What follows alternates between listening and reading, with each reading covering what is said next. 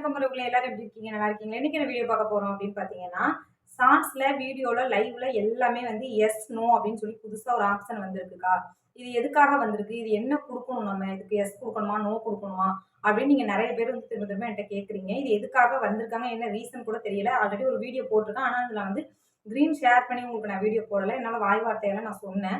அது வந்து உங்களுக்கு ஓரளவுக்கு புரிஞ்சிருக்காதுன்னு நெனைக்கிறேன். இன்னைக்கு வந்து நான் ஸ்க்ரீன் ஷேர் பண்ணி அது எதுக்காக குடுத்துருக்காங்க? நீங்க எஸ் குடுக்கணுமா? நோ குடுக்கணுமா? எஸ் குடுத்தா என்ன பிரச்சனை வரும்? நோ குடுக்குறது எந்த ரீசனுக்காக குடுக்கணும் அப்படிங்கிறது கிளியரா இந்த வீடியோல சொல்றேன். கொஞ்சம் கேட்டுட்டு அதுக்கப்புறம் அந்த செட்டிங்க போய் பாருங்க. அதுக்கு முன்னக்கூட்டி இன்னொரு விஷயம் வந்து சொல்லிக்கிறேன் உங்க எல்லார்ட்டயுமே. எல்லாம் ஒரு உறவுகளா நெனச்சு தான் நான் எல்லா விஷயத்தையும் உங்ககிட்ட நான் ஷேர் பண்றேன். ஆனா வந்து ஒரு லைக் பண்ணி, கமெண்ட் பண்ணி சேனல் பிடிச்சவங்க சப்ஸ்கிரைப் பண்ணிக்கோங்க. நான் வந்து உங்களுக்கு எனக்கு தெரிஞ்ச விஷயங்கள நான் உங்ககிட்ட சொல்றேன். அந்த செட்டிங்க பண்றதும், பண்ணாததும் அது உங்களோட விருப்பம். உங்க சேனல்ல அத நீங்க பண்ணிக்கிறதும், எனக்கு இது பிடிக்கல நான் பண்ணல அப்டின்னா, உங்களோட விருப்பம் தான் அது.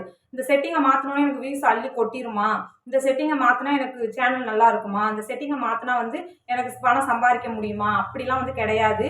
ஒரு செட்டிங் வந்து நம்ம ப்ராப்பரா பண்ணும்பொழுது, நம்மளோட சேனல் இப்ப குரோத் ஆகலன்னா 1 மாசம் ஆகும். ஒரு 10 நாள், 1 மாசம், 3 மாசம் கழிச்சு நம்மளோட சேனல் வந்து நம்மளோட டிராப்புக்கு வந்து கிடைக்கும். கண்டிப்பா யூடியூப் தரப்புல எடுத்து குடுப்பாங்க. நானும் ஃபர்ஸ்ட் என்னோட சேனல்ல வியூஸே போகாம இருந்துச்சு. நான் ப்ராப்பரா எல்லாத்தையும் பண்ணிட்டே வந்தேன். ஹேஷ்டேக் குடுக்குறது, தம்ப்நெயில் கிரியேட் பண்றது, எல்லாத்தையுமே நான் ப்ராப்பரா பண்ணும்பொழுது தான் ஒரு பட்சத்துல எனக்கு வந்து லைவ் வந்து ஒரு டிராப் மாறிடுச்சு.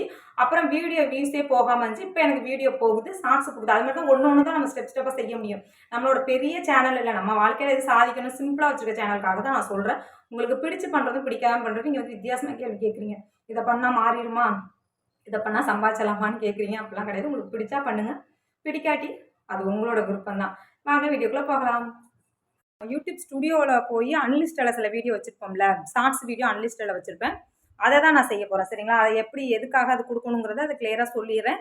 இத வந்து லைவ் போட்டாலும் நீங்க லைவ்ல வந்து நம்ம லைவ் போடும்போது அந்த ஆப்ஷன் வராது. லைவ் முடிச்சுட்டு அதுக்கப்புறம் வந்து கட் பண்ணிட்டு நீங்க போய் எடிட்ல குடுத்து அத நோ குடுத்துட்டு நீங்க சேவ் குடுங்க. சரிங்களா? வீடியோல இதே மாரி தான். இதே மாரி செட்டிங் அதுலயும் குடுத்துருங்க. சரிங்களா? ஸ்டுடியோ ஓப்பன் பண்ணிக்கலாம். யூடியூப் ஸ்டுடியோ ஓப்பன் பண்ணிட்டு அன்லிஸ்டட் வீடியோ எதுவோ அந்த வீடியோக்கு போயிரும். நான் ஷார்ட்ஸ்ல தான் எடிட் பண்ணி காமிக்கிறேன். இது வீடியோக்கும் உங்களுக்கு பப்ளிஷ் பண்ணும்பொழுது இத நோ குடுத்துட்டு நீங்க பப்ளிஷ் பண்ணுங்க. அதுக்கடுத்து பார்த்தீங்கன்னா, லைவ் முடிச்சதுக்கப்புறம் அந்த செட்டிங்ஸ்ல போய் நோ குடுத்து சேவ் குடுத்துருங்க. இது ஒண்ணும் ரொம்ப கஷ்டம்லாம் கிடையாது. இதில வந்து நான் வந்து என்னோட ஒரு ஷார்ட்ஸ செலக்ட் பண்ணிக்கிட்டேன். அன்லிஸ்டட்ல இருக்க ஷார்ட்ஸ செலக்ட் பண்ணிக்கிட்டு பென்சில் மார்க்க கிளிக் பண்ணிக்கிறேன். பென்சில் மார்க்க கிளிக் பண்ணிட்டு இதில லைன்ல பாருங்க add unlisted, no for kids, content அடுத்து ஆட் டூ பிளேலிஸ்ட்டு அதுக்கு அடுத்த ஒரு ஏரோ மார்க் ரவுண்டு போட்டு புள்ளி வச்சிருக்கு பாருங்க கன்டென்ட் சொல்லி அதை கிளிக் பண்ணிக்கோங்க. அதில் எஸ் நோ இது எதுக்குக்கா இருக்குன்னு கேட்குறீங்க.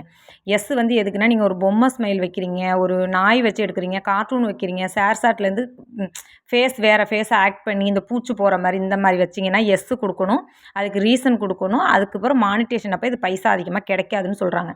ரெண்டாவது வந்து நோ இது வந்து நம்ம எதையுமே நம்ம சேர்க்கலை, நம்மளோட வீடியோ நேச்சுரலாக இருக்குது, இதுக்கு வந்து நோ கொடுக்குறீங்க.